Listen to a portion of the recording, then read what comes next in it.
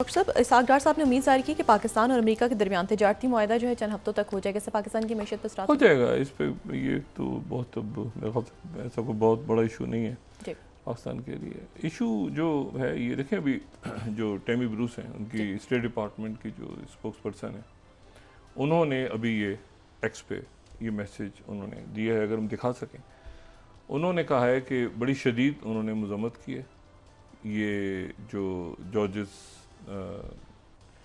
अब्दुल्ला की रिहाई की, और उन्होंने कहा है कि इससे जो है ये United States opposes the French government's release and expulsion to Lebanon of convicted terrorist George Abraham Abdullah. His release threatens the safety of US diplomats abroad and is a grave injustice to victims and families of those killed. The United States will continue to support of in this matter. वो अच्छा, ये जो है ना George's Ibrahim Abdullah, ये Maronite Christian है, ये मुसलमान नहीं है। सही। जॉर्जिस इब्राहिम अब्दुल्ला जो है ये मैरोनाइट क्रिश्चियन है। सही।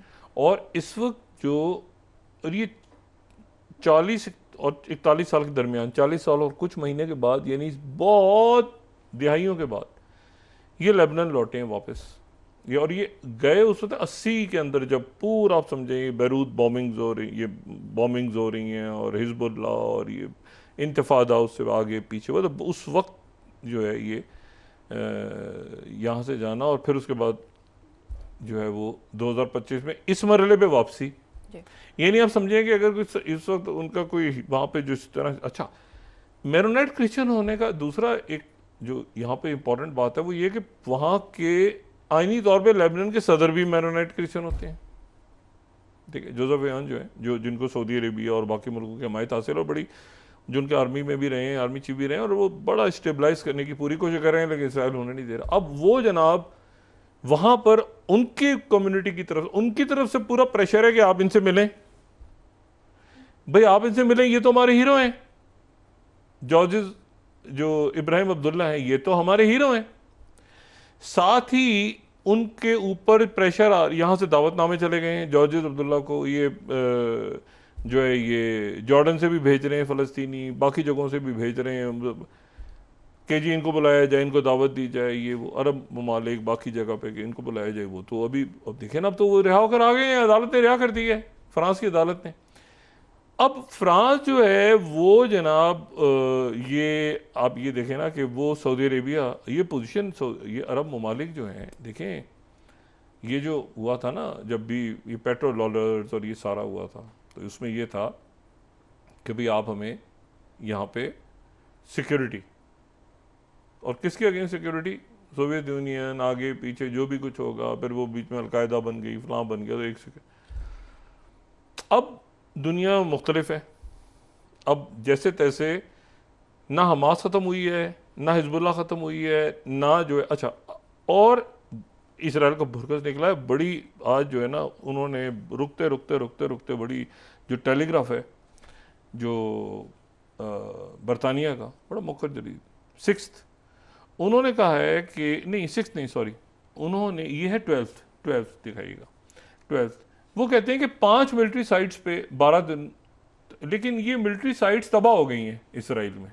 देखें ना, बात ये है, और वो ये कह रहे हैं कि जी ये इन्होंने नहीं दिया, सऊदी अरेबिया ने बचाता। सऊदी अरेबिया क्यों बचाता भाई?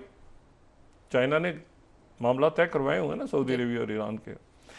अच्छा, अब मसला ये है कि वो 5 उड़ा दी। अब ये अगर आप इसका मैप देखें तो ये 5 इन्होंने तो जो है वो 5 कहा है, और ये मैप भी 5 का है, लेकिन जो दावा हो रहा है वो ये हो रहा है कि वो 12 से 13 जगह हैं जो कि उड़ा दी गई हैं, मुकम्मल तौर पे तबाह हो गई हैं। 5 नहीं बल्कि उससे ज़्यादा है, और उसमें बहुत सारे लोग मारे गए हैं। यहाँ तो नाम आ गए ना, वहाँ तो नाम भी नहीं आए, तो वो बिल्कुल बंद कर दिया था ना उन्होंने कि फुटेज भी नहीं दिखानी, मीडिया भी नहीं जाएगा, कुछ भी नहीं होगा। वो इसराइल पे, ईरान ने इसराइल की फेटी लगाई। बस सोचे ना, कोई एक मुल्क इसराइल बनने के बाद आज तक उसकी फेंटी नहीं लगा सका जो ईरान ने लगा दी है। देखिए ना, ये तो आप छोड़ दें ईरान का क्या नुकसान हुआ, उनके लोग कितने जानों से गए, उनके, तो छोड़ दें आप। तल अवीव के अंदर उन्होंने फेंटी, अगर किसी की लगी है अब 73 वॉर देखें, मैं कह रहा हूँ अरब दुनिया के अंदर इस वक्त एक बड़ा एक वो है कि भाई ये अरब, जो मैंने पहले भी बात की थी कि अच्छा अब ये MBS उन्होंने वो फ्रांस के साथ वो कॉल कर रहे हैं इसको। देखिए कुछ चीज़ें ऐसी होती हैं जहाँ पर फिर वो हो जाता है कि भाई अब ठीक है, ये मैं कह रहा हूँ ना अरब स्ट्रीट बड़ा मैटर कर रही है। अभी आ गई ना अरब स्ट्रीट, ये जॉर्जेस अब्दुल्ला आ गए ना वहाँ पे, तो जॉर्जेस अब्दुल्ला जो हैं वो क्या हिजबुल्लाह, तो क्या मैरोनाइट्स, तो क्या वो हीरो। अच्छा ये जनाब इनकी अहमद शराकी को मुलाकातें पेरिस वेरिस में होती, वो भी ठुस हो गई, वो भी। और अहमद शरा जो हैं वो बात सारी ये है कि वो टर्की जो है, टर्की के साथ तो अहमद शरा का इशू नहीं था, टर्की के साथ तो इशू था PKK का।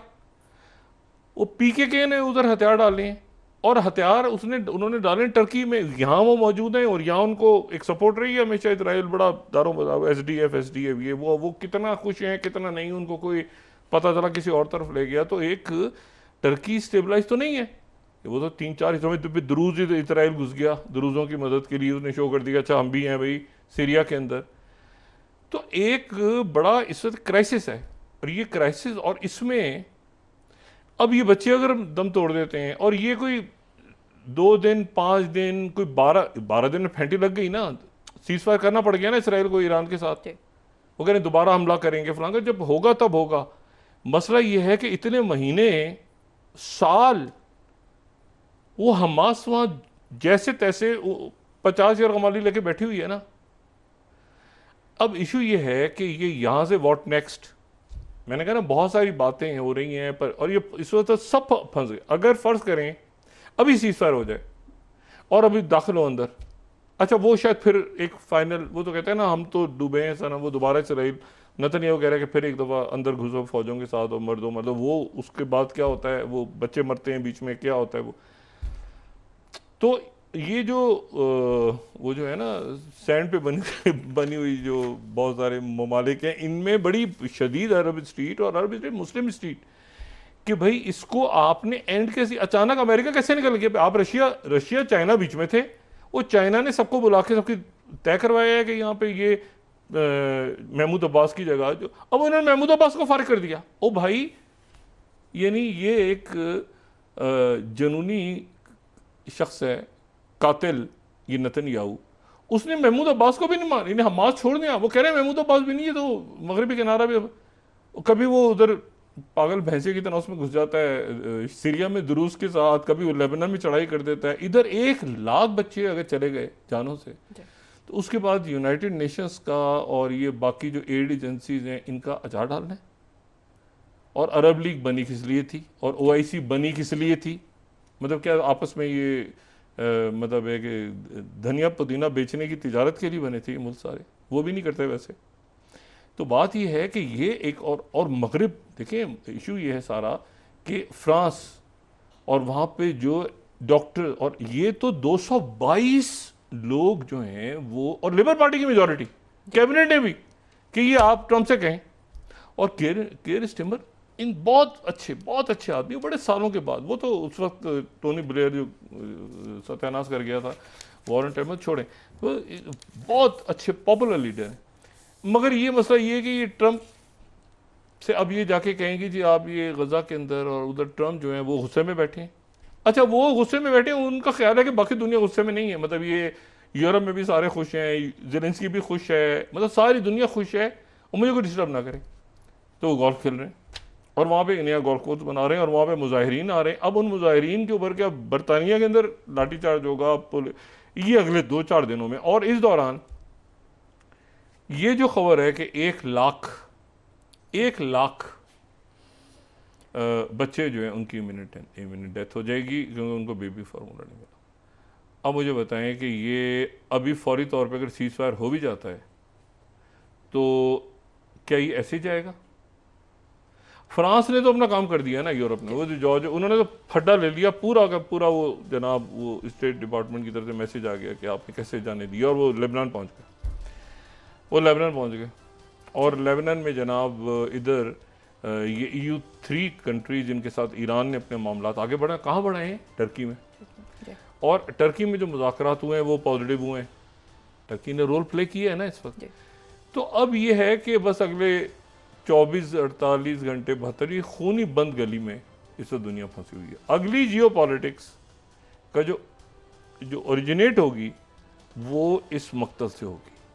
अब वो किस शक्ल में होगी, क्या होगी, ये भी वाज़ेह हो जाएगा, क्योंकि हम अभी उसके उस डे टू डे उसको फॉलो कर रहे हैं उस पारी चीज़। और इसी दौरान ये जो एशिया की जंग छिड़ गई है, ये जो एक जंग साउथ ईस्ट एशिया में छिड़ी है, लाओस भी दरमियान में आ रहा है और दरमियान में कंबोडिया, और ये जो है ये फ्रेंच इलाका था ना, ये तो फ्रेंच साउथ यानी जो बरे सगीर है, जी। ये बरे सगीर पाको हिंद, ये तो बरतानिया का था, लेकिन वो तो फ्रांस की कॉलोनीज थी ना।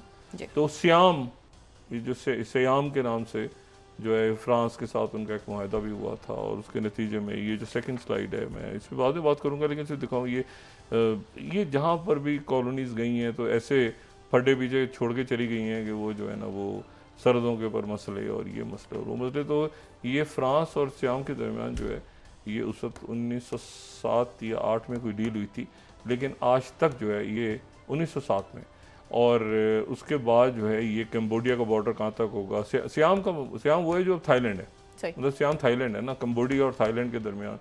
तो ये जो है ये सारा फ्रांस के लोगों ने ये कर आके, लेकिन उसके बाद वो जब आज़ादी मिली कंबोडिया को तो उसके बाद से वो जंगें जारी हैं, और इतनी शदीद जंगें हैं कि उसमें F-16 हथियार इस्तेमाल हो रहे हैं, और सीज़ फायर का ऐलान हुआ, लेकिन सीज़ फायर कोई अमल दरामद नहीं हो पा रहा।